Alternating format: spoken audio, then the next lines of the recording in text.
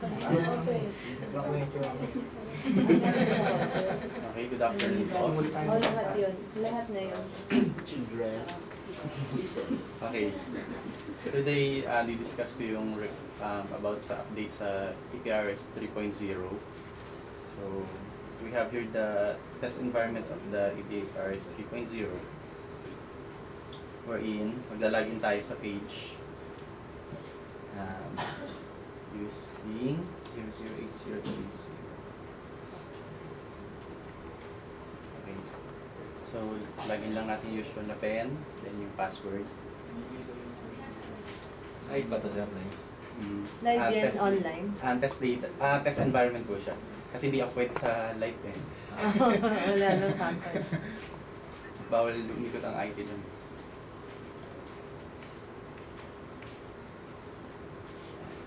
So, makita nyo yung usual na page yung employer profile. Pero dati, ang 2.4, nandito sa part na to yung yung mga menus. Wherein sa 3.0, nandito na siya sa left side. Makita nyo sa employer information, then employees management, list of employees. Under ng employees management, list of employees, add new employee, online registration. Then, remittance management, nandito yung file upload tsaka remittance status. Yung file upload, ito yung feature ni 3.0, yung natagdag sa kanya. Then, payment management, yung payment posting. Then, transaction monitoring, yung transaction history. Nandun din sa 2.4 yung mga to. Then, module management, currently naka-on to kasi nandyan yung kung i-enable niya yung file uploading module. Then, yung ibang features ng 3.0 na hindi mo na nilagay, yung NGA tsaka yung iba pang modules, nandyan din sana kaso hindi mo na pinadeploy kasi hindi pa siya approved. So, currently file uploading lang nandyan. Pagka in-check nila yan, mawala yung file upload dito. Then, yung tools, yung user profile, and pagka mag-change siya ng password. So, ngayon, sa 3.0, kailangan na yung old password niya. Dati kasi wala eh. Ano lang siya, new password lang, then retype lang. Tapos, reset na siya. Yan. So, punta tayo dito sa file upload. Ito yung feature ni 3.0 na sabi ko kanina. Click nyo lang yung file upload. Then, punta tayo sa window na file uploading, wherein may browse, may applicable month and year. Yan. So sa browse, ang usual, hanapin natin yung CSV file format na ginawa ni employer. Mamaya papakita ko yung format ng CSV kung paano siya fill-upan. Then, set nyo lang yung applicable period kung January 2015 ba siya. Then, click nyo lang validate CSV format. CSV file format. Okay. Pakita ko muna kung ano i-upload nyo dyan. Sir, question. Yung sa change ng password, what if kung may personal password na sila, then gusto lang nilang palitan ulit ng bago para doon sa bagong gagamit? Eh kung, for example, nakalimutan na nila yung password nila, yung personal password nila, paano nila mailalagay doon yung old password nila? Ano, re-reactivate ba muna namin sila ulit? Meron silang utility na ginagamit sa MCs para ma-reset yung, yung password reset, yung account niya. So meaning, sir, i-reset talaga namin siya before sila ulit Para makapagpalit. ma-provide natin siya. Kailangan kasi alam talaga nila yung ano nila eh, actual na password.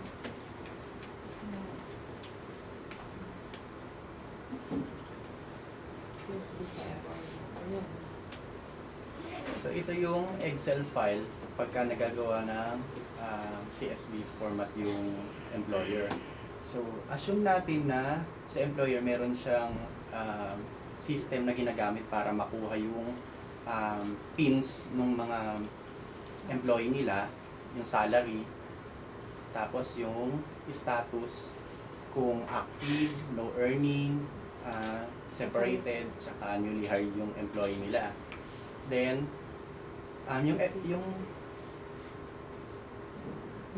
Yung mga columns nito, sige, sabihin ko na, laki ko ito. Window. Yan. So, required itong columns na to sa ibabaw. We have mem underscore pick underscore no, wherein ito yung pins nung mga employee. Then, yung column B, ito naman yung MOSAL or yung monthly salary niya. Then, yung E-stat, ito yung employer-employee status. Kung no earning, NE siya. Kung active, A siya. Kung separated, S naman siya. Then, kung newly hired, NH. Yan. Dito naman sa F-date, ito yung effectivity period nung nilalagyan lang ng effectivity period kung no earning, newly hired, tsaka separated. Yung active hindi na kailangan ng effectivity date. Then, kapag newly hired, inire-require yung date of birth. Kapag ka no earning, hindi siya, kahit hindi niyo na siya lagyan, then kung yung ibang status pa, hindi na kailangan. Basta newly hired, i-require siya ng date of birth. Ayan. Etong sa Mempic, no, usual na 12-digit dapat yung PIN niya. Kung ano yung PIN niya sa database ng PhilHealth. Then, yung monthly salary, magiging 0 lang to kapag ka no earning yung status kapag ka separated. 11 lang yun, sir. Ito ba, nag-ano kasi siya eh, galing siya sa CSV file. Usual kasi pagka galing sa database sila, gagawin nilang 12 dapat yan. So, mamaya kukuha ko ng yung sample na data. Gagawa tayo. Kasi ito CSV ko na nakuha eh. Magkakaproblema lang sila dun sa editing ng CSV. Halimbawa, from XLS file, tapos ko-convert nila into CSV. Pagka i-edit na ulit nila yung CSV, magkakaroon na silang problem dito sa digit nung dito sa column ng Mempic, no. Bakit? Kasi naging text file na siya eh. Hindi niya na nababasa yung formatting ng Excel pagka pabalik na siya into XLS format. Kaya mas okay kung from XLS ko-convert nila into CSV. I-retain nila yung .xls o .xlsx na format nila para ma-edit nila yung file. Yan siya. Pag na-convert na, hindi na siya madaling i-edit. Sir, may sizes din po ba yung columns niyan? Tsaka yung rows? Ito, may mga required siya, may mga required number of digits. Meron kayong, sir, Size. Yung size, size. basta ma-fill mo lang tong 5 columns na to. Okay. Walang ano. Oo. Hindi siya katulad, sir, ng quick pin na may specific siyang sizes. Wala naman. Basta ma-fill mo siya ng maayos, na naka-declare tong 4 na columns na, itong 5 columns na to, then yung mga required na value niya. Diba, ang ibig sabihin, halimbawa yung A na yan, pwedeng i-resize nila pa rin. Nang hindi na Kahit i-ano, upload. ito mong, wala. Oo, walang problema. Ay, hindi siya nakaprotect po. Oo. Okay. Kasi dito yun.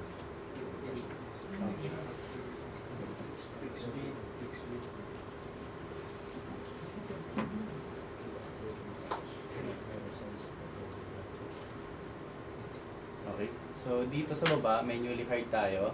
So, yung PIN niya, for example, yan. Then, salary is 5,000. Then, status niya is newly hired. Effectivity period, yung date. Sa date, maselan po tayo. Ang format niya po is exact na mm/dd/yyyy. Kapag nagkulang ng 0 yung sa date, invalid na siya. Halimbawa, May siya. Pagka nagkulang siya ng 0 dito, invalid na yon.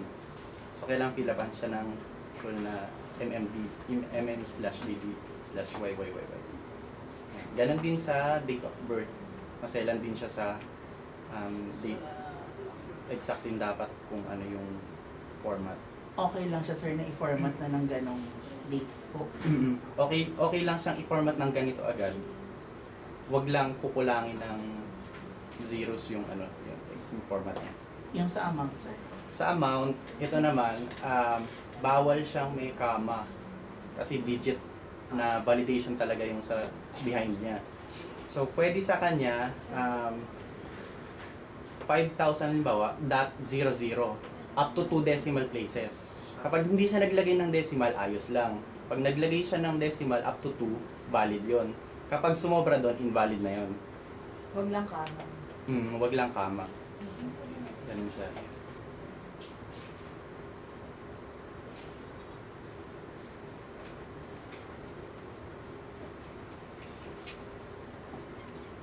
Assume na lagyan natin ng zeros.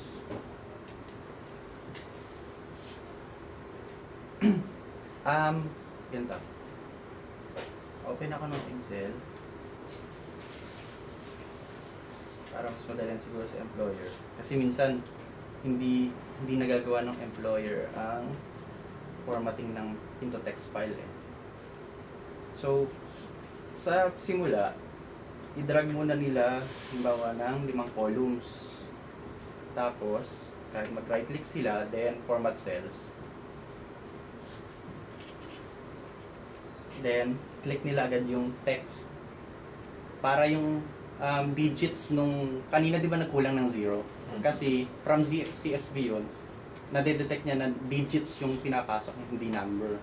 So, kailangan siya i-convert kasi into text lahat ng ipapasok nila. Kung galing sa database nila yung record, format nila ng text yung columns, then okay, para lahat ng ipapasok nila dito agad, converted into text. Hindi na sila magkakaproblema sa, ayun, magkakaroon sila ng cut 0. Babasahin niya as text lang lahat. So, mas maganda sigurong ma-inform din si employer na convert muna into text yung columns na lalagyan niya ng data. Yun. Kaya kanina yung CSV file, may nagka-problema ako. Pag nag-open ako ng CSV,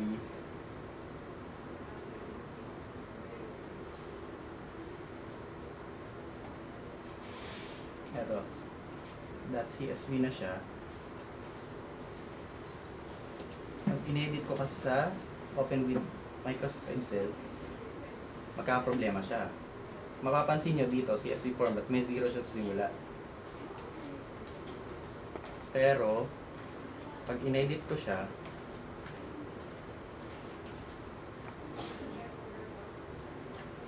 Open with Microsoft Excel, mapapansin nyo magkakaganto na siya. Kasi from text nga siya, na hindi niya na nababasa yung formatting ng previous file niya.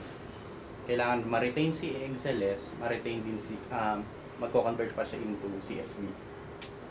Yan. Ano ba mag-convert into CSV file? Assuming na meron itong values.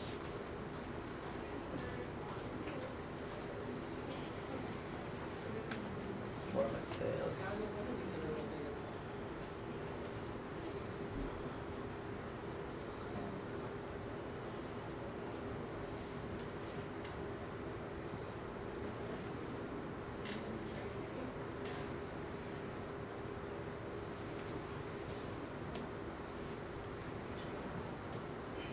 Assuming lang na may dito yun ang data.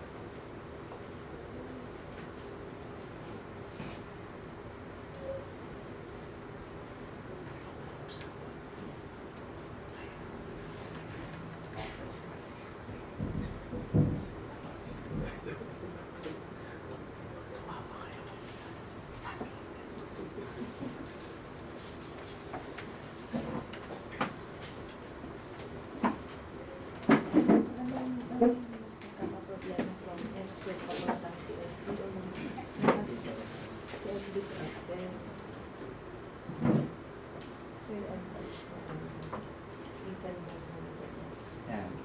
Example, isa-save ko siya. Save as other formats. Then, hanapin nyo yung yung CSV, comma delimited. CSV, comma delimited na file. Then, yung file name niya,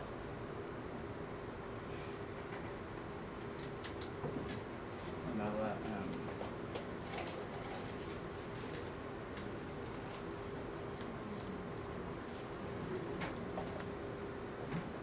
Word 101. Then save. And do you want to keep this format? Yes.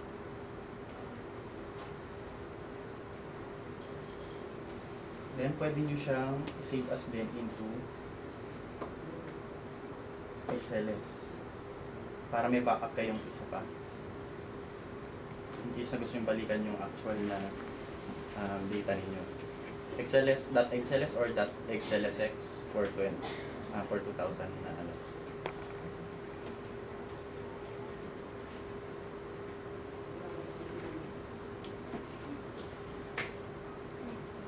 Yan.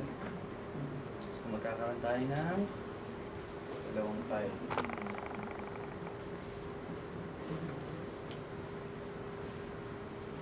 So report 101. Editable na Excel. Then, I'm sorry.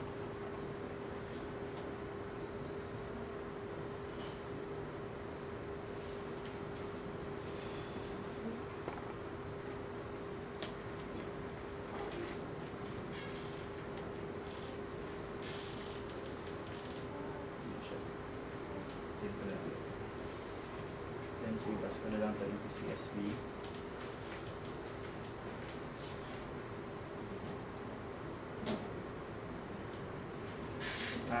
Yung .csv dito na Macintosh, kahit huwag na yung gamitin nyo, ito na lang, comma delimited na exact, CSV comma delimited.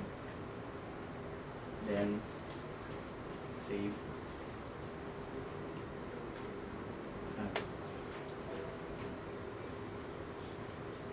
Let's search for CSV file na.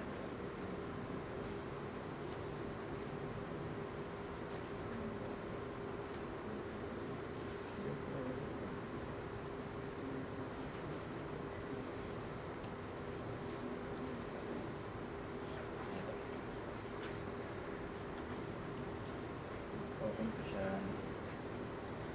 Pag click edit lang, makikita niyo yung text file niya. So ito yung laman niya. So kanina may mga binura akong lines. Na-detect niya na may mga binura akong lines. Okay lang yon kasi ignore na yun yung program. Basta yung mga extra spaces na yun. Then, etong text file na to, kapag in-edit ko to, tulad ng pinakita ko kanina, mahirapan na kayong mag-edit doon sa Excel.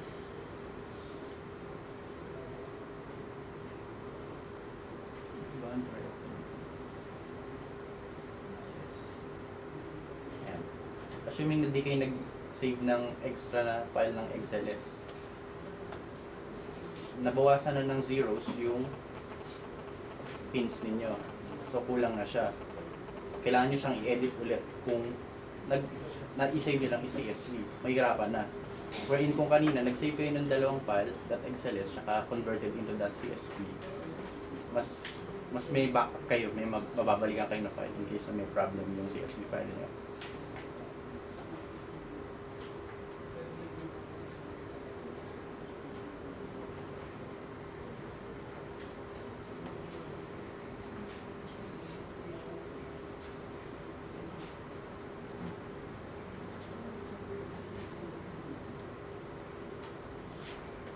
Try natin upload sa DPRS.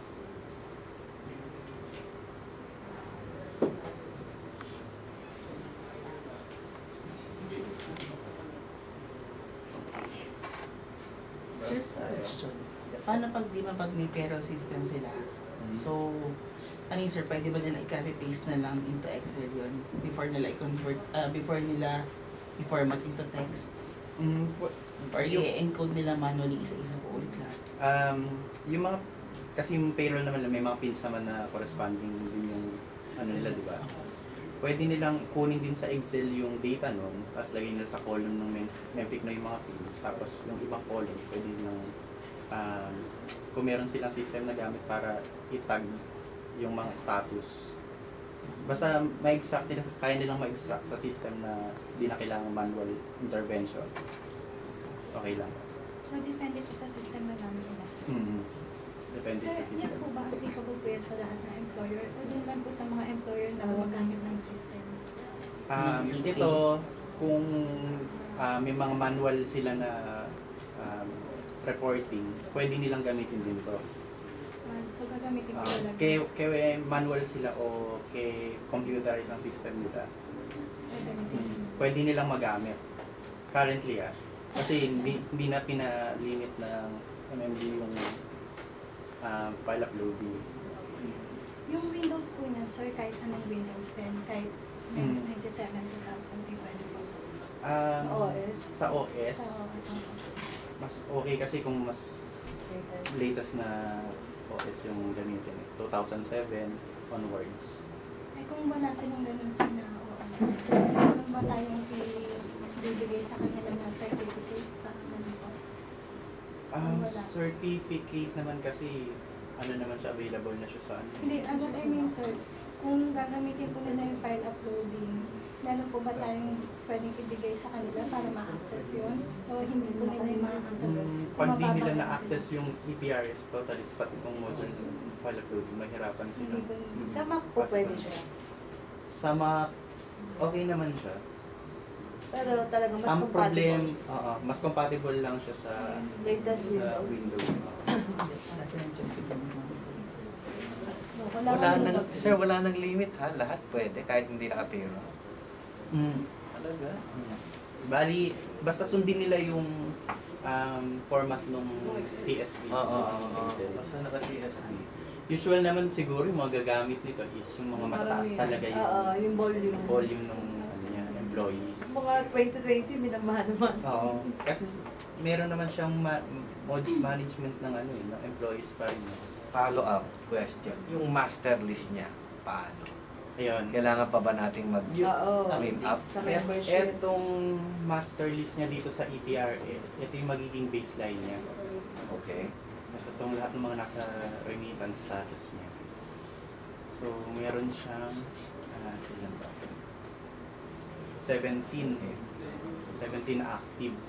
Lahat to i-validate ng file uploading module kung declared niya dun sa CSV niya.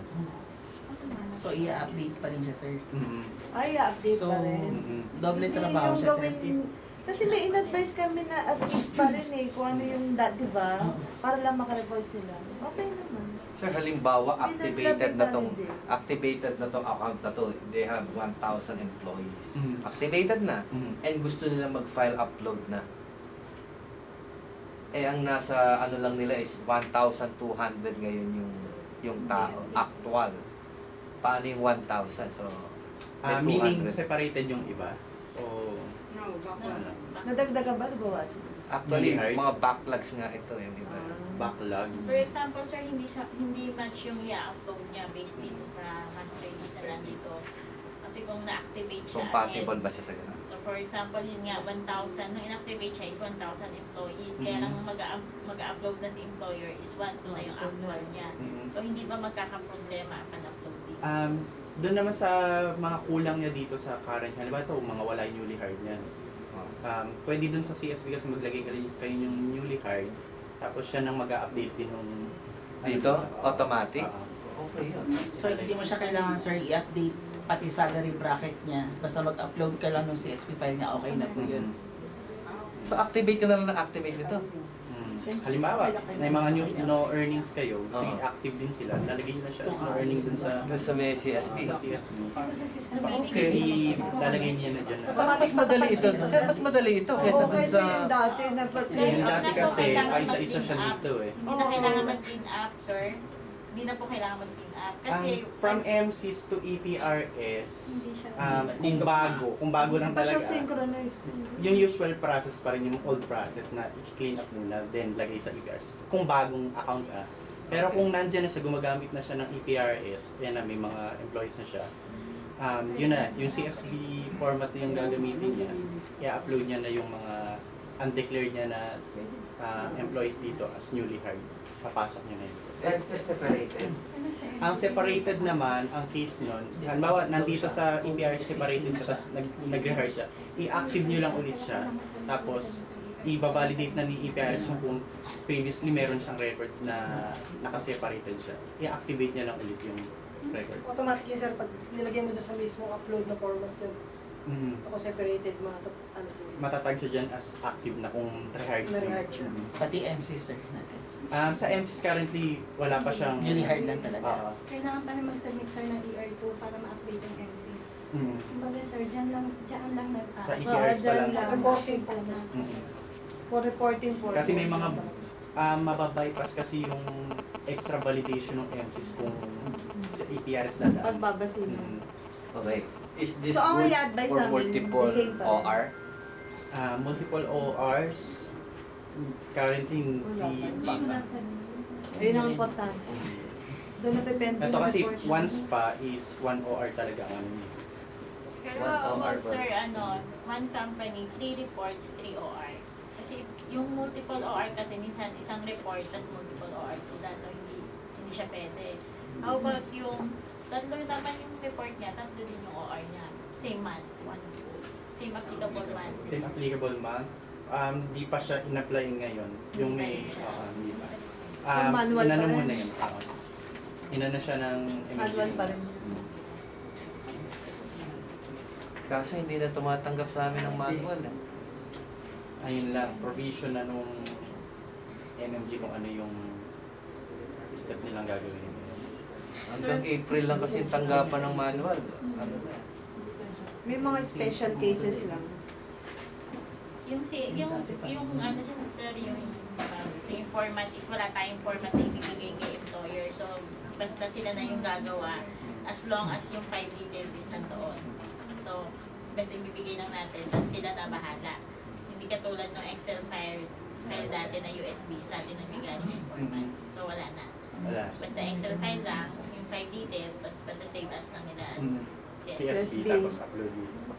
So, try natin mag-upload.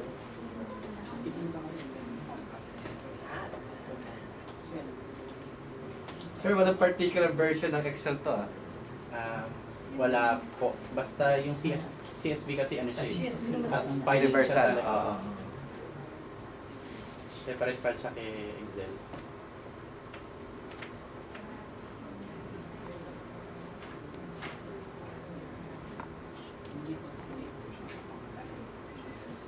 So, nag-browse tayo ng file, then applicable period, month is June, then 2015 ang year. Then kiklik nyo lang yung validate CSV file format. Then wait for a moment. Yan. So na-validate niya na valid yung laman ng CSV file ko. Pwede nyo i-cancel if ayaw nyo ituloy, then okay if pa-proceed nyo. Yung kanina nakita nyo, pre-validation yun nung format ng CSV. So dalawa siya. Pagka fully validated yung format,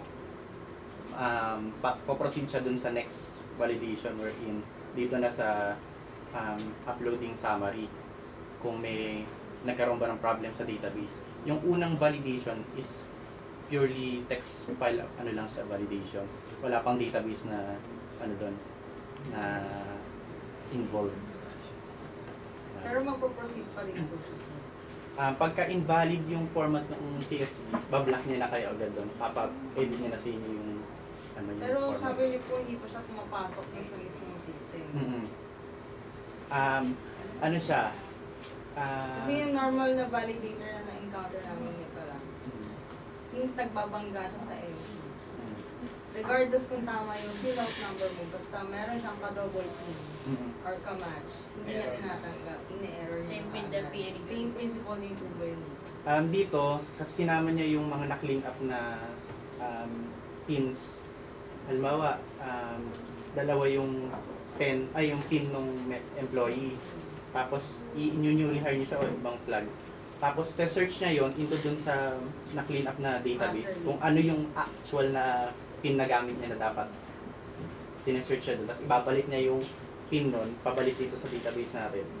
Na sa-savean nitong in-upload na text file. Tapos, yung possible na mangyari doon, yung in-upload niya na pin, hindi yun yung nakalagay doon sa employee niya.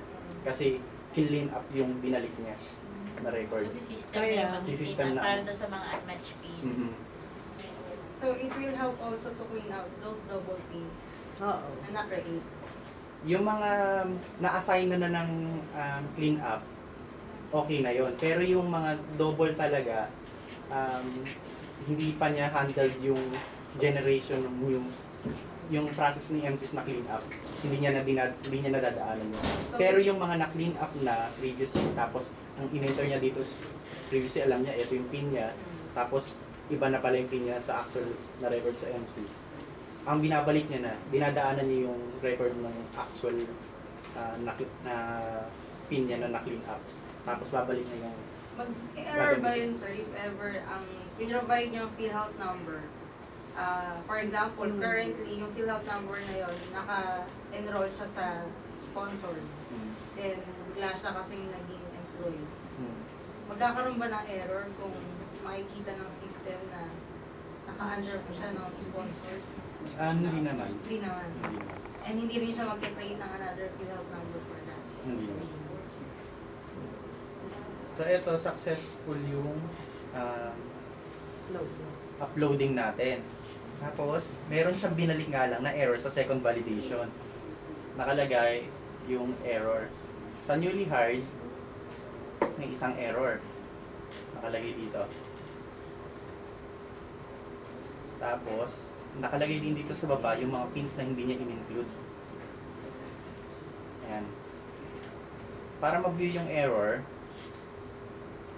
click nyo yun sa baba, view details. Ito yung record na yun. Etong line na to, ito ibabalikan nyo sa CSV format. Ito, si pin na nagkaroon ng error na 3. Ang 3 is validity, status is newly hired but counting baseline. Ibig sabihin, dineclare nyo siya na newly hired pero nakita ni system na nasa system na siya. Yun yung sinasabi ko kanina na mga validation niya na ginagawa. So lahat nung errors na di-display niya, nandito yung description. Yan, numbers na lang nilagay niya rito kasi masyadong mahaba na rin, redundant. Yung invalid status. Sir, hindi maganda. Invalid Hindi. status. It means may mali dun sa PhilHealth. Invalid status, ito yung beyond na dun sa problem nung nasa list. Pero usual naman hindi siya mag-invalid status kung kumpleto yung record. Ano lang siya, parang Dahil typographical error, oo, yun. mali siya ng enter ng yung mga yon binavalidate na yung length nung sa pin, tsaka yung sa, dun pa lang sa pre-validation. pre-validation. Pre-validation pa lang ma-detect na siya. Sir, ano magiging case pag hindi na kami clean up? Tingin mo ano magiging? Mas maganda, mas marami baseline. Tapos pasok ka na, upload ka na lang ng upload. Kahit 2,000 tong baseline ko, ang ipapasa ko lang 1,000 employees. Hindi ko na siya i-clean up kaya pag gano'n. Ano magiging error? No? Kung naka-declare sa inyo na active nyo is 1,000, Okay. tapos dineclare nyo is 800 lang dun sa CSV nyo, Oo. mag-i-error siya, maglalabas siya ng yung mga undeclared niya. Pero tatanggap pa rin tayo yung report. Tatanggapin niya yung report dun sa pre-validation. Pre-validation. Pero dito sa next validation, yung meron ng involved na database, yung checking na, hindi niya na, i-reject niya na hindi niya na kayo itutuloy dun sa Report talaga siya. dito. Required niya talaga siya. Sir, mandatory ba na kailangan nila mag-upload nung CSV file or pwedeng hindi na sila dumaan doon sa uploading? Yung mga Yung previously user, mga previous users na, halimbawa, konti lang yung konti lang employees yung nila, tauhan. pwede sila dito sa remittance status, naka-enable pa rin siya. Previously kasi ang gusto nila is walang oras na palang loading ka, tanggalin na yung remittance status. Eh, what if gusto nga nila na isa lang i-edit, Oo. pwede pa rin naman. So, Okay pa yan. inano pa namin na pwede pa rin Activate sa pa yan. remittance status. Enabled pa rin. Kahit pa isa-isang editing. Yan. Tapos, yung kanina, pins not included, 10. Makikita nyo naman dito sa baba. Ito, view active and no earning employees you didn't include. click here. Ayan. So yung 10 na yun, ito yun. Siya yung hahanapin nyo dun sa record nyo kung ano ba yung status niya. So dun, babalik tayo dito sa Excel nyo para hanapin yung mga di ko na-include.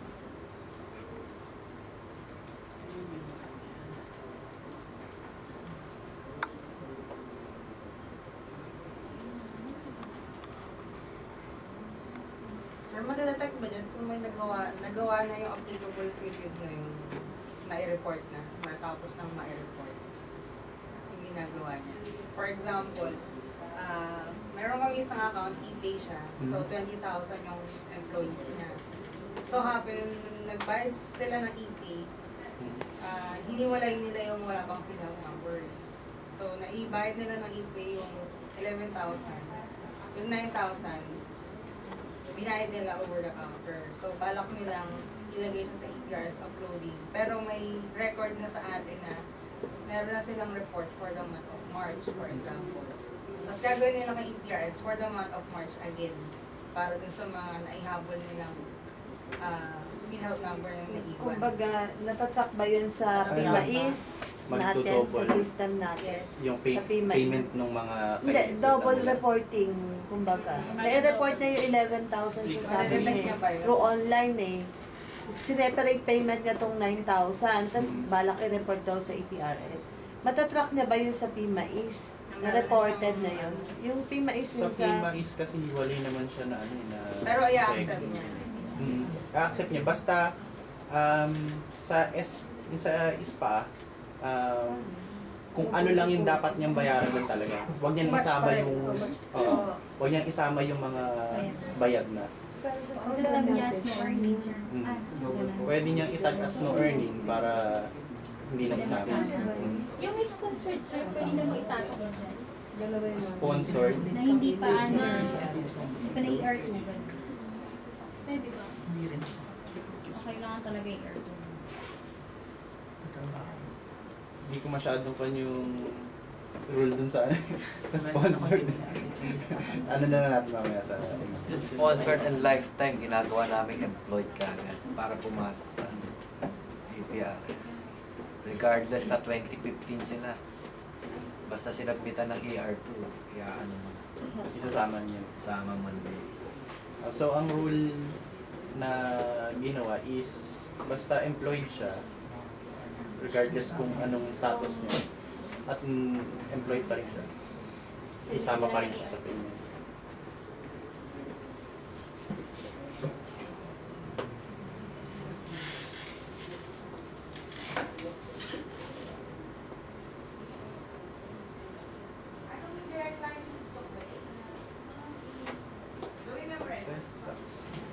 Sir, ano yung kanina, sabi mo mag-error. Yung 1,000 ang inactivate ko pero 500 lang i-report ko. Hindi niya nakaagad tatanggapin yung report. Sabi mo Yung kanina. sa pangalawang validation. Sa pangalawang validation po, eto. So anong mai-advise mo doon na inactivate yung 1,000 eh? Clean up ang... Hindi mo na siya maki-clean up kasi activated. Active siya, yung mga active lang ang hinahanap niya dito, ito to. Yung pins not included. Itong mga pins na not included to, ito yung mga status na active or yung hindi siya separated yung flag. Ayan. Makikita niyo naman dito yun sa list nito. Ito yung kiklik nyo para makita kung ano yung mga hindi nyo na-declare, na dapat nyo i-declare.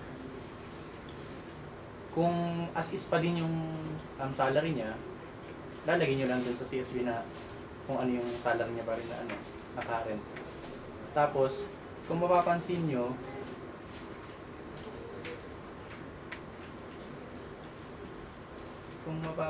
dun sa dito, salary. Di ba currently bracket yung inaano niya, nilalagay dun sa EPRS.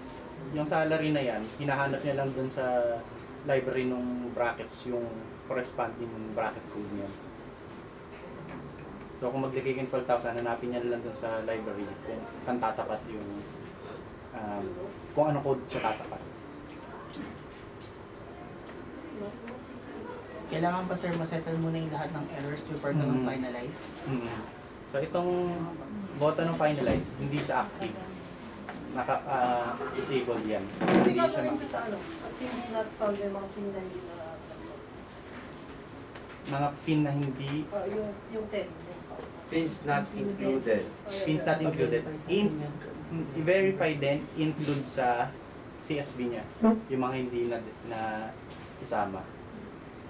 Etong mga not included na yan, active yung flag niya dun sa database ng EPRS, kaya hindi nilagay niya na not included.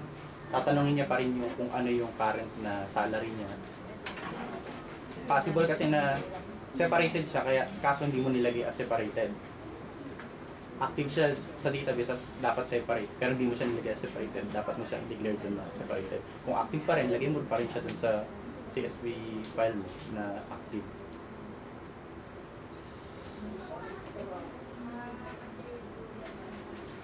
And then, cancel na lang kung may problem. Ayan. Pakikita nyo rito, you have canceled the uploading of your CSV file. Minsan, may problems na nadi-disconnect yung yung session mismo ng program. Lalabas din yung note na yon, yung error message niya, pero may note siya sa ilalim. Minsan kailangan mong log-outin ka niya para ma-refresh yung buong session. Tapos minsan naman, babalik ka lang dito sa file upload. I-click mo lang to para ma-refresh yung session. Sasabihin niya naman doon, may nakalagay siyang message doon. So, pwede pong pabalik dun sa format ng CSV na.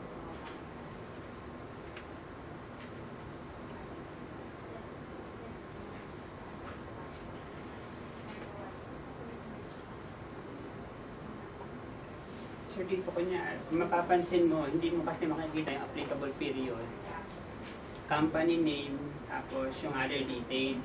Compared po dun sa dating Excel format, wala po ba magiging problema so pagdating dun sa pag-upload niya? Ang applicable period po is nandun sa isa-set niya na applicable period. Pag nag-save siya, Bago siya. Bago siya mag-proceed. Ito to. Dito na siya ma-set. dyan na mismo. Pero dun sa ginawa mong text file, wala kang ilalagay na Details Wala. lang period. talaga. Details lang talaga. Kasi pag paulit-ulit din na, applicable month and year, lalagay mo siya CSV, lalaki yung content ng CSV, yung bytes niya, yung file. Mas bibigat pa yung Tatagal. yung uploading. Uploading. Kaya nilagay siya dyan. Sir, wala ba naman limit sa uploading? Wala naman limit kung gaano siya kalaki. Currently, ang handled namin na records, nasa 280,000 na employees. Employees, 280. Gaano katagal yung uploading ng sir? Ayun lang, medyo matagal lang siya kasi validation siya ng server. Mga 4 days. Hindi naman. Hindi kasi usually ganun ka lang sa Makati. Usual, nung tinry namin yun, nasa 30 minutes to 1 hour ang ano niya. Walang interruption ng ano yun, sir, ng internet connection. Walang interaction. Considering sir, naglo-loading siya, kunyari may ginawa akong iba, nag-open ka ng ibang kunyari gumagawa ko ng BIR. Pag nagbalik ho ba ako dito sa EPRS ulit, hindi siya magla-log out. Or mag-e-end session. Basta may active na connectivity, hindi siya mag-e-end session. Ang nag-e-end session lang siya yung lumalabas na red na yung nasa left side.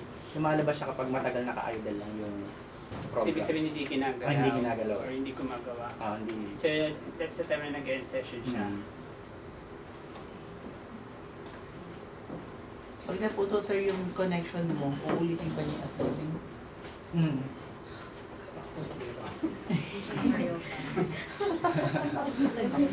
Ito kasi sir, ipapatawag na namin yung mga employers namin na naka-payroll eh. So imagine, malalaking company na ito. Kami na ang mag-o-orient sa kanila. So if hindi kami medyo bihasa dito, patay kami dito. Like Metrobank. Metrobank has 15,000 employees. Hindi ko sila mapasubmitan. Last May na yung ano nila. Wala pa yung May. So papapasukin ko na siya dito. So well uploading. Pag hindi ko na lalo, papuntahin ko sa inyo. Sa pag ano pa lang nga, pag login pa nga lang, itong past few weeks, grabe, naka-encounter ba kayo ng call? Minumura Yun na ang halos tinatanong kasi lahat kami. activated kasi yung Metrobank eh. Baka mamaya pag-report nila, hindi magtugma itong report sa activation ng master lease. So baka mag-error. Yun ang magiging problema. Or as doon sa pinapasa lang nila dati na USB, wala tayong problema doon. Wala, Uploading wala. lang, sasandali lang ginagawa. Eto ngayon.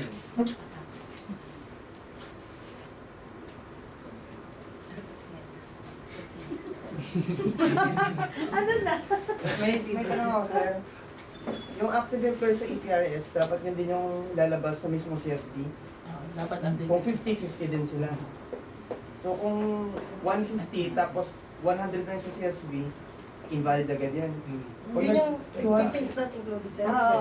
Yun yung hindi mo siya Hindi mapapinalize. mo siya mapapinalize. Tapos pag 200, 150, hindi rin po pwede yun.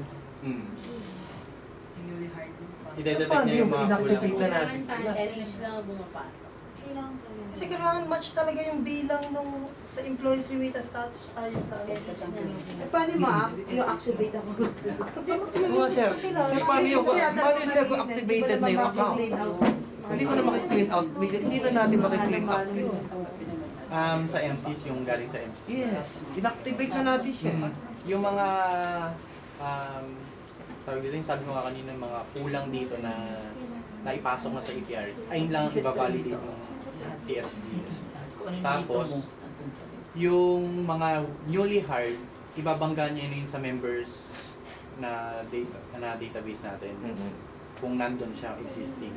Kung wala. nandun siya, Kung nandun siya, okay. magtutuloy siya, okay. Kung wala siya ron, mag-ano siya, mag-error naman siya. So, anong advice? Kailangan ma-add muna siya sa database natin bago. Parang clean up ka. Ano yung Paano yung hindi add ang mo sa sinasabi ko separate. na babalidate niya yung membership record ng individual na ano, hindi yung kung naka-enroll siya sa employer. Basta hanapan siya ng PIN lang. Kung may valid na PIN siya. Hindi na kung employed siya kay employer. Basta may pin lang. Sa may pin lang. Sa may PIN siya. So, from the activated naman, sir, na master list, wala naman siya dito sa report, mag-e-error din siya. Kasi, ano na siya, separated na to. Kasi kailangan itag niya as separated dun sa CSB. Dami mo. Mahirapan ka sa reklamo. Patay ka kay Metro Bank. Save ba yan? Meaning, sir, kahit nasa CSP na siya for uploading, for example, the newly hired, kailangan ka pa rin dito sa employees management. Mag-add additional, mag-add ka pa rin ng list of employees. Yung mga newly hired, isa-isa pa rin ang pag-add. Para lang mag-match si database ni EPRS dun sa ina-upload mo CSP. So, ganun pa rin, isa-isahin pa rin nila. Kasi ang question na before, paano kung mabilis yung transition ng employees? Oo, yan. So, yun nga iniiwasan natin. Hindi kayang i-handle na everyday mag-a-add ako ng 1,000 employees as everyday magtatag ako as separated employees. So, for 3.0, kailangan pa rin nila manually mag-add ng new employee para lang mag-match dun sa CSP na i-upload natin. Tama po? Kung makita yun dito sa remittance status, di ba? Sa employees management. Sir. Yan. At nandito kasi yung editing. So, ito, currently, yung ini-edit nila pagkapapalitan ng status. Yes. Kaya iniisa-isa nila yan. Yes. Oo, Yes. ako 1,000. Yan. So, ito, parang in-automate ni file uploading tong module na to. Halip na isa-isahin mo siya dyan, si file uploading, lalagay mo lang dun yung mga rows, yung mga pins na i-edit mo, tapos yung status niya, CSV. Doon na mismo kung separated. Kung separated, dun mo siya lalagay, hindi ka na dadaan dito, i-add mo siya dito. Yan. Yung ginagawa nung link dito, para isa-isahin mo siya, doon niya i-check, i-automate niya, na per line na, siya lang gagawa Siya para lang mas mabilis. gagawa. Oo, kasi yung kanina yung sinabi nyo na kailangan match yung bilang ni database kay file uploading. So, kahit hindi siya match, babasahin niya. Pwede pala. Pwede siya. Kasi dun pa lang sa CSV, dun mo pa lang itatag si separated, si newly hired, tapos pag binangga niya ngayon dito, siya na yung babangga dito automatic para matag as separated. So, no need na isa-isahin na siya. So, kahit hindi match yung bilang ni database kay CSV file. Sir, ulit, pati yung newly hired. Eh, kasi kanina, Pati newly hired na kasi kanina sa match dapat. Kaya akala mo, Ngayon, isa-isahin pa rin. oo. So yung newly hired, Yung kaninang match dapat, yung sa ano na yun, yung sa lahat ng active. Dapat Active lang, active. Oo, dahil hindi mo siya mapapainan. Sir, yung newly hired, automatic din niya i-include dyan sa system pag nag-submit ka ng file upload. Ng CSP. Hindi mo na kailangan magdumaan doon sa add new employee. Dito, yun namang newly hired, ito yung in-automate niya naman sa add new employee. Sa halip na isa-isa yung 100 employees o thousands of employees na newly hired mo, doon mo siya ilalagay sa CSP para automatic. Kanya na yan. Kasi kanina po. Babangga naman siya. Oo, papanggana siya. Kasi kanina medyo, ano siya yung pag Hindi na medyo nakaintindihan. malabo lang kanina kasi parang match dapat. Pero, Oo nga. Oo, sir, hindi na kailangan mag-clean up kung gano'n ang ibig yung sabihin. I-activate na kaagad namin lahat yan. Register lang lang. 10 minutes. Dyan yung batch. Sir, added sir, yung online registration, okay na tayo dyan? Online i-register. Hindi pa. May link, tatawagin niya lang yung link papunta kay Eras. Okay na po yan, sir? Yung pa rin yun yung dati. Upload. Ano po yung pa rin? Hindi, Transaction. pero gumagana po. Mabilis na po ba? Di ko lang sure. Kasi ibang project yan. Okay. Oo. Huwag muna natin niya i-promote. Huwag mo muna i-promote yan. PMRF na lang siya. PMRF lang yun. So sir, no need na kung naka-maximum lahat tong salary bracket nila, hindi na namin kailangan galawin yan. kasi Hindi sa na- CSP. Sa mga konti Sa lang, CSP pwede. na Sa mga konti, Pwede pwede rin po yan. Oo. 5,500 yung ano niya. Sa mga konti. Sa konti. Sa maramihan nga. Hindi na. Next. Next. Second Right. batch pa. Medyo... Ang magkaka-conflict lang yun doon sa newly hired. Kunyari, dineclare mo nga na newly hired, tapos na-detect ni ano. Sige na, continue na.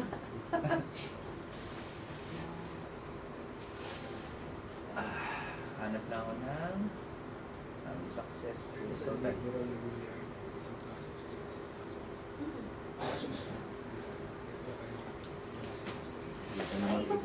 Boy.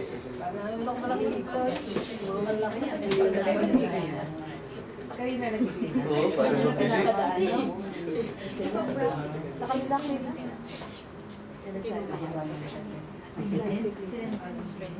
Clean up. When you say clean up sila, nag-i-act sila nag-i-deal. Pag inaayos nila yun. Ano ba Yung sa may newly hired na 1,000 Restriction of employees, hindi account. automatic yun na sunod niya yung o insert niya yung 1,000. May prompt yun sa Updated isa. ka agad ako na nila. I-verify niya lang dun sa employer kung itong bagong pangalan na empleyado mo ba talaga. Kasi wala sa master list ni Ay! Masyado kasi takot sa Mamaya lang. Sorry, hindi ko na ako Naawa ko sa akin mga tagilid eh. Dito lang ako. Ayoko sa camera, dito ako. Yun, yung, di ba sa manual process ng adding ng newly hired, may click ka na add new employee, tapos hinga ka ng PIN and date of birth. Nandun pa rin siya sa file uploading module natin. Yun nga lang, pinag-isang file mo na siya. So, di ba, nakalagay doon yung mga active, tapos newly hired, no earnings are separated. So, pag newly hired ang status ng employee, dalawa yung dagdag na column doon. Date of birth, tsaka effectivity date. So, paano niya ipaprocess? Pag load ng CSB file na nandun yung newly hired, let's say yung nga 1,000, iba-validate niya yun kay, yung usual process pa rin, yung number and date of birth. Dapat ganun, based dun sa manual. Dahil one batch yan, pag inisa-isa niya yun, sir, matagal yun, kung 1,000 yung newly hired. So, ang gagawin niya, i-accept na lang niya. Tapos, kaya lang, may validation pa rin dito sa baseline mo nga lang. Kung nag-exist ba siya sa baseline o hindi. So, kunwari, may 1,000 ka dito, ni-report mo 1,000 din, newly hired lahat. Tapos, tong 1,000 na newly hired, wala naman siya dito. Ipaplam ka ni EPRS na itong 1,000 na nandito, na newly hired, wala pa dito. Tapos, sa database mo. Sa master list. Master list. Master list. Yung unang process, na-explain mo ba, hindi ko sinabunan, sorry Ang unang, dalawang validation ang ginagawa ni ETRS. CSV file format checker muna. Tsaka yung validation dun sa baseline. So, pagka nag-comply ka sa requirement, yung 5 fields, tama yung format, number ng PIN, number digit ng PIN, Kung may date of birth ba kapag newly hired. Ayun yung sa checker. Oo, yun yung unang-una. Okay. Yung pinakita mo dyan. Pagka ang assumption is tama, nag-comply siya doon sa 5 fields na parameter natin. Tatanungin ka niya, parang gusto mo ba mag-proceed? Oo. So, pag nag-click ka ng proceed, iba-validate na niya ngayon. So, Ibabangga niya. so, ito yung baseline mo kay EPRS, ito yung file. CSV. Ima-match na ngayon yun. Okay. Pag may nakita si EPRS na pin dito, na wala dito sa file mo, pa-prompt ka niya, dun sa summary, nakita mo Yes, ma'am. ilan yung number of employees na no earnings, etc. So, hindi ka magpo-proceed hanggat hindi mo nako-comply na yung wala dito, dapat nandito. Ang tutok na. Either they are separated kasi. Oo. Password kasi, So, ayusin. Oo. Itatag. Ayusin. Sasama mo sa CSV file. Kunwari, may 1,000 dito. Ito, 1,000 din naman yung file. Kaso yung 500 dito sa 1,000 na file, wala dito. Kasi ito, parang plano niya yung 500 dito, hindi niya babayaran. Baka isip niya, 1,000 din naman eh. So, iklaro niya muna. Hindi siya sa total tumitingin. Sa PIN. Lahat ng PIN dito sa EPRS, dapat na dito sa file mo. Laging ang baseline dito. EPRS. So, sasabihin mo, parang inaano ni EPRS, dapat lahat na nandito, i-update mo, dapat kasama siya rito. Kung hindi siya kasama rito, lagyan mo siya ng status. Separated, No no earnings. earnings, on newly hired. Kasi nga may mga employer kami na inactivate na noon eh. Mhm. So sa ngayon, nagbago na Okay. yun. Ito yung solusyon doon sa mga yon na diretso nag-activate, walang mapping. Walang clean up. Walang clean up. Ang problema, sabi nila, ano yun, isa-isahin ko siya. Diba? So, ang mangyari, yung current payroll niya, ay ano lang to, parang possible na gagawin ni employer. Yung current payroll niya, extract niya lahat ng list. Tapos, gawin niya na into CSV file. Upload niya kay EPRS. Pag-upload niya kay EPRS, magbabangga siya. Yung makikita niya na pin dito, na wala dito, bibigay naman ni EPRS eh. O, yun may naka-note doon na ano. So anong use nun? Bakit ibibigay ni EPRS yung PIN na wala sa CSV file? Nila-require niya si employer na i-update mo to. So possible, sabi mo separated na, itag mo separated sa file mo. So next na upload Parang mo, clean up na rin. next na upload mo, hindi ka na nag-isa-isa, di ba? Next na upload mo, dahil nakatag na siyang separated and effectivity date, mawala na siya doon. So, hindi ko na kailangan magpunta sa membership para magpa-receive ng ano? PR2? Oo, Okay. At saka letter of separation, mga ganon. Tama. Bakit sa akin? Sabi ko nga ayoko sa... Kasi since namamanipulate nila doon sa ano eh. Okay. Yun kasi yung ano natin, na lahat ng na-update mo sa EPRS, dapat ma-update namin sa MCs. Yun yung susunod. Kaya dapat inform yung si employer na be careful dun sa Pagtatag. oo. Kasi syempre, kung pag nalanda natin yung utility for the auto-update, ayun, yun ang mag-reflect sa MCs niya. Ma'am, yung sa newly hired niya, nabanggit kasi kanina na pag, for example, yung newly hired mo, dineclare mo siya dun sa CSV file, pero wala siya dun sa master list mo sa EPRS, sa baseline. Akala ko automatic siya mai-include dun sa baseline natin ng EPRS. Pag wala sa EPRS baseline, nandito, newly hired, papasok siya. So, oo. Wag lang yung nandun sa EPRS. At, Sa CS. oo, wala sa CSB mo. Actually, may encounter, kasi hindi yata pa na-prepare yung presentation kung paano i-address yung error.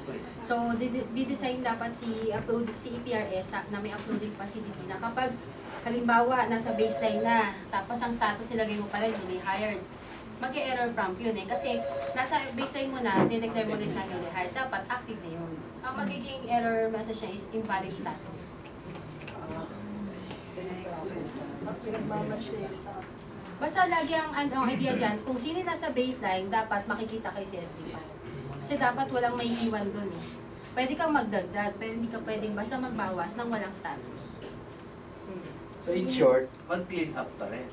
Nakikling up through file uploading, hindi ka na mag-iisa-isa. Hindi ka na mag-isa-isa.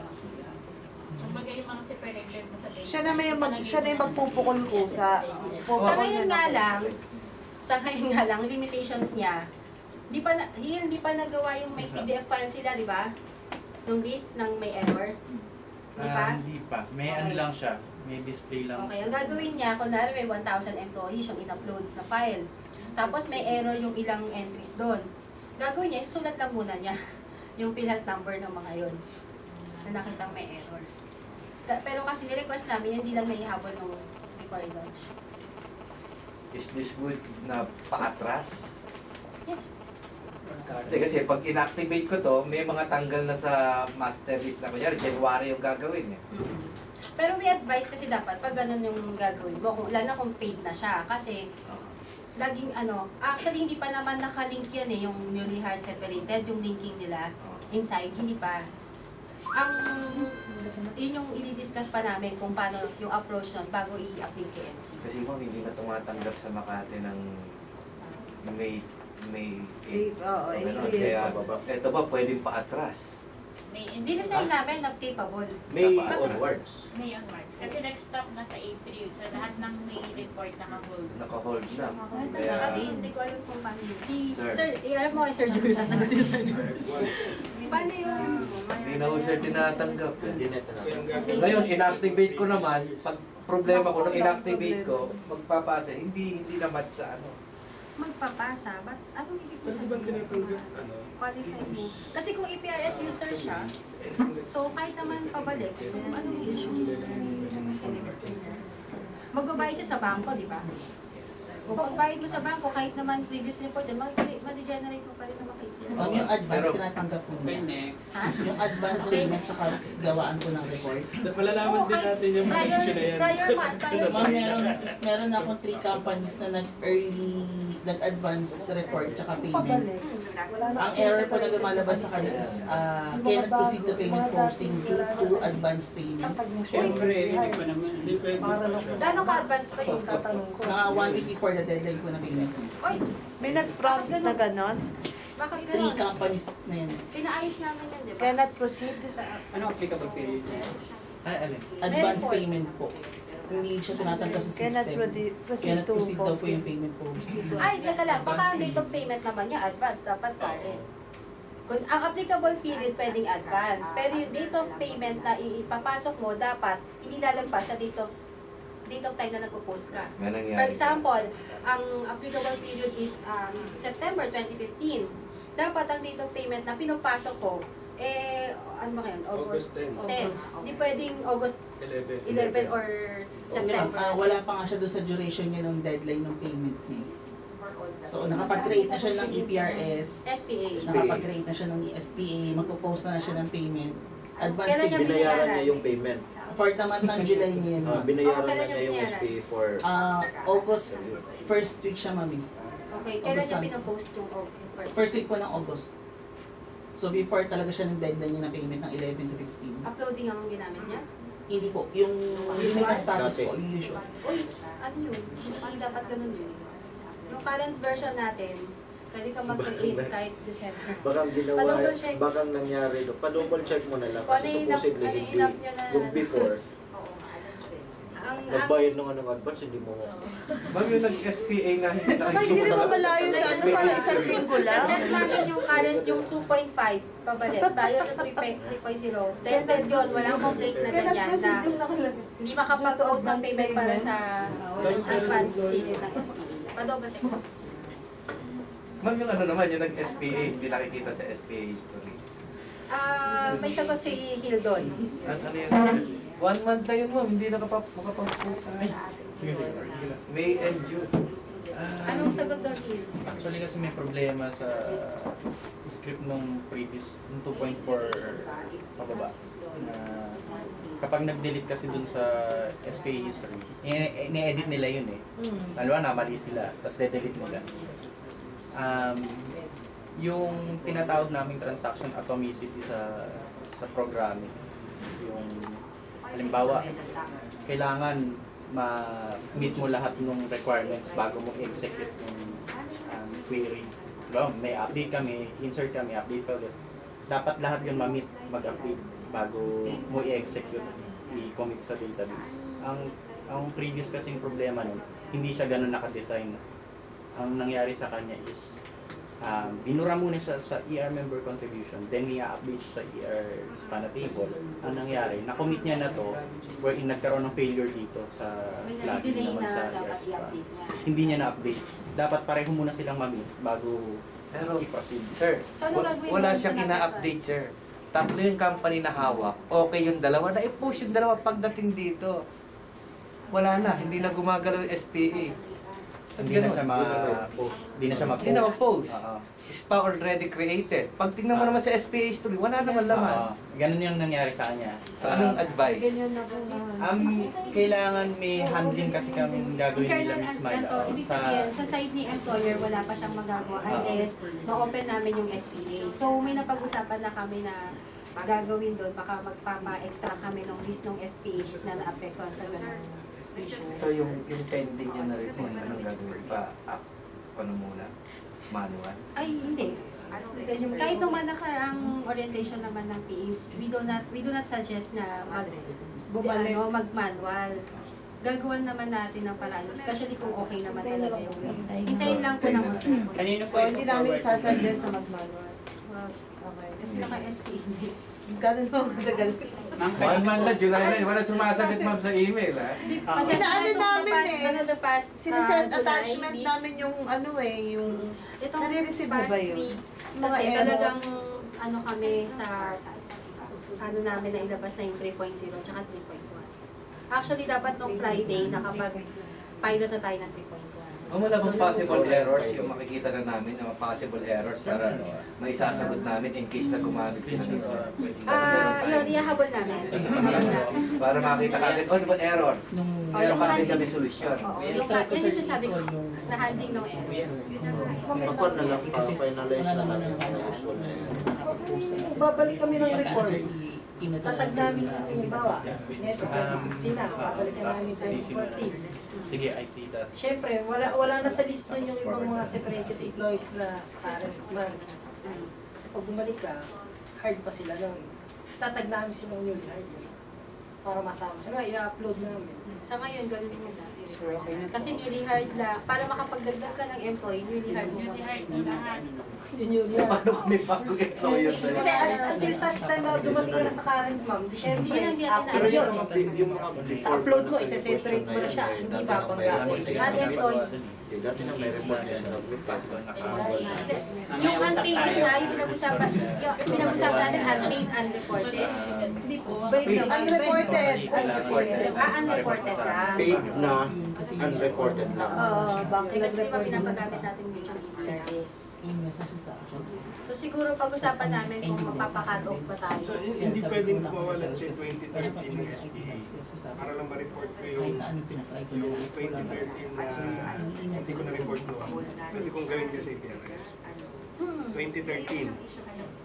Kaya lang nga, ang question nga doon is paano yung status. Oo. Kasi the only way for you to add that employee in the list is to declare him or her as newly hired employee. Actually, nagkaroon kasi ng ano dyan yung add employee na icon dyan, hindi dapat ibig sabihin yun newly hired ka agad. Ganun lang kasi siya na-create mo. Di ba pwedeng gawa ng parang? Gagawa natin. Kaya lang, actually yung mga nababanggit nyo, na brought up na rin naman before yun. Kaya lang nag-ano tayo ng schedule natin para sa launching ng mga enhancement ng EPRS. Sa ngayon, yun nga sabi namin, hindi pa naman nakikreate yung utility para i-update kay MCs lahat ng dineclare ng newly hired dito at second. So, pagka gawan siguro namin ng guidelines kung magka-cut off tayo, lahat ng dineclare ng newly hired or separated dyan ng employer, dapat may pasok kay MC. So, papasabihin natin yung employers. Tapos gawa natin ang solusyon yung tungkol dun sa nag-add ng employee pero hindi naman ibig sabihin newly hired siya that time. So, igugawa na namin. Naka-up na po yan. Makagawa na kasi nun eh. Kawawa, may mga error na ako, patay na naman. Hindi, kung may error, kasi ganito yun. Sa site namin, tinetest naman namin ng thorough yung system. Kaya lang may mga limitations kasi sa testing. Siyempre, una, control yung environment na pinagtetestan namin. So, ang gamit namin linya, network na linya. Pagdating sa employer, di ba may receive tayong issue, mabagal, etc. Pero hindi naman lahat applicable sa employers na gumagamit. Di ba okay naman? Last week, may nagko-complain na mabagal doon sa isa sa magkapilot. Pero nung tinry sa wifi, sa tablet pa, sa iPhone pa, mabilis lang. So, Di natin Hindi kasi na-open sa iPhone ni Sir Georgie. Yung account ng isang employer. Mabilis. So, dahil system yan eh. Tapos, internet pa ang gamit natin. So, depende. Maraming factors. Mabilis ba internet niya? Ano rin yung compatibility ng connection niya sa unit na gamit niya? Umaga. Anong browser ang match compatible dito? Lahat daw eh. Ay, correct me if I'm wrong. Browser. Lahat, di ba? Compatible. Mas maganda, sir. Ano advisable na? Globe? IE. IE. Hindi, browsing. Currently naman wala naman kami. Google. Google Chrome, ayos lang. Okay. IE Mozilla. Current Mozilla ang gumagamit. Maganda pa ngayon sa atin, nung last time na may natin kami, sabi nung SSS, IE lang yung kanila eh. Hindi ko makita sa ibang ito IE. Magana naman ng ano. Magana naman siya. Chrome. Kasi sa iPad ni Sir Georgie, gumana eh. Sa Chrome, okay naman siya. Parang may Actually, lahat ng browser kasi chinecheck din namin. Tapos ngayon, nagtetest ako sa Firefox. Nakapag-upload na? Upload? Eto ma'am, Firefox ba ako? So, para ka na nag-attach ng email siya. Attach ng document sa email mo. So, hanapin mo yung file mo, tapos click mo lang. Diba nandun siya? Set ng applicable period. Diyan, pag nag-set ng applicable period, tinitingnan niya, pag click mo yung validate CSV file, kung may na-create ka ng SPA for the same applicable period. So, ayan, ang assumption is tama yung data.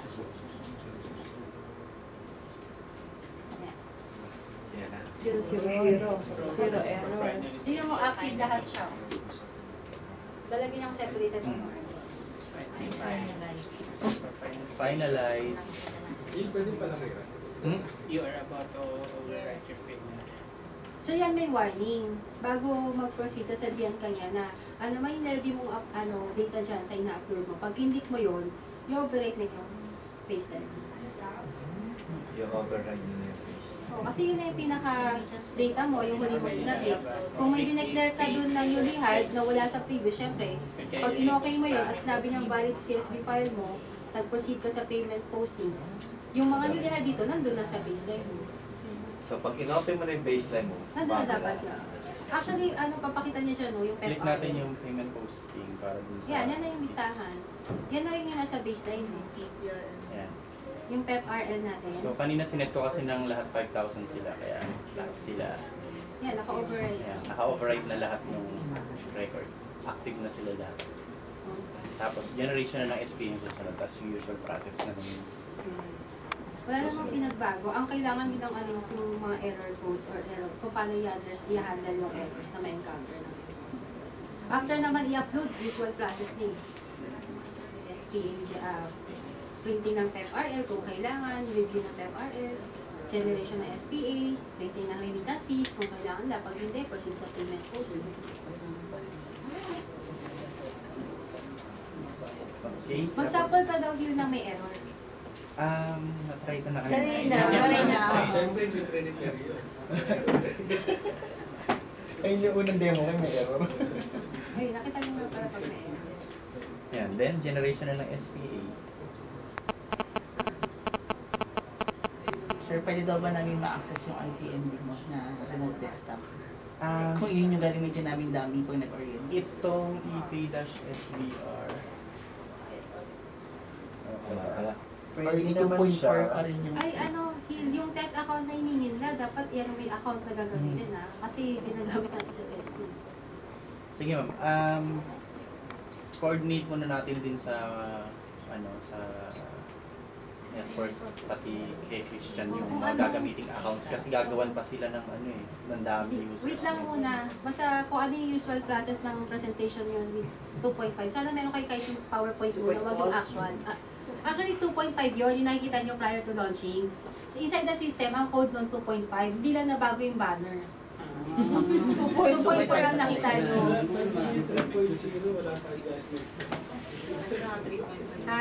Yun, hintayin nyo muna ma'am, yung test account na nila. Tsaka na muna. Kasi ganito, yung test account na ginagamit nyo, gagamitin namin sa testing ng Union Bank. September na Union Bank. So, nagpapakontinue tayo. Di ba, madadagdagan tayo ng bank? for the online. So, wait lang ng konti. Konti na lang. Yung penalty, ma'am, saan na dito? Ay, wala pa. Wala pa. Next na, Zero pa lang ano yan. So, back to manual computation pa rin. Ay, Wala sino po. sasagot? Wala tayong manual computation for June onwards. Okay. Ang ima-manual nyo lang po ay May 2015 and earlier. Oo. Meron na pong nilabas, ay, central ka Paano pala, po? hindi mo alam. Ma'am, yun nga. Paano yung kung may June? Okay, so ganito po, lahat po ng employers natin, regardless sa number of employees, as long as gumagamit ng EPRS, kasi meron po tayong microfirms na gumagamit ng EPRS, di ba? Opo. Huwag niyo po silang kukumpyutan na ng penalty. Kasi po, by this month, hopefully, maa-up namin yung auto-computation sa EPRS. So, ganito po yung magiging repercussion nun. Pag kinomputan nyo at nagbayad si employer Opo. at naka-EPRS siya, madodoble po ang singil natin. Paano nyo siya i-refund ngayon? Hindi ko siya gagawa ng policy na magre-refund kayo dahil naglabas na kami ng office memo na you're not supposed to do computation. Or adjustment nung Yes. bayad. Kasi baka kulang. Wala rin po tayong future application pa sa employed, ha? So, yun po. Di mo niyang bayaran. Kaya nga hindi pinapakita. Kaya nga po, hindi po pinapabayaran. Kung I mean- ganito po, I mean- kung ang question ni employer nyo ay mag-i-incur at mag-i-incur po ng interest, hindi po ganun yung design ng auto-computation namin. Kung June po ay na-delay siya, let's say, ang end niya, ang deadline niya is June 20, nag-pay po siya ng June 22, makakat po yung interest pa rin ng June 22 kasi nagbayad naman na siya. So, hindi na siya mag-i-incur. So, July po, kamukha ngayon, nagbayad siya ng July 25. Ang deadline niya ay July 15. 10 days lang po yun, makakat po doon. Noon kasi may penalty pa eh. Wala na pong ganon, mag-fix na po ang penalty natin. So, regardless kung 2 days o 20 days ang delay niya, it's going to be counted as 1 month. Kasi po, napapansin namin, meron nagbabayad ng interest na 8 pesos, 16 pesos. So, ipipeg namin siya at the minimum of 200 pesos. Yun is higher. Yun na po yun. So, walang magbabayad ng 8 pesos. Kahit na ano yan, ma'am? Kahit na additional payment lang yan. Yung kunyari, nag-underpayment. Yes, sir. Wala na pong under at over. Lahat is Kasi same. po, maglalabas kami ng policy, no SPA, no payment, and payment should be equal to the SPA. So, konting disiplina lang po sa mga employers natin. Huwag nyo na silang ibebe. Please lang. Okay?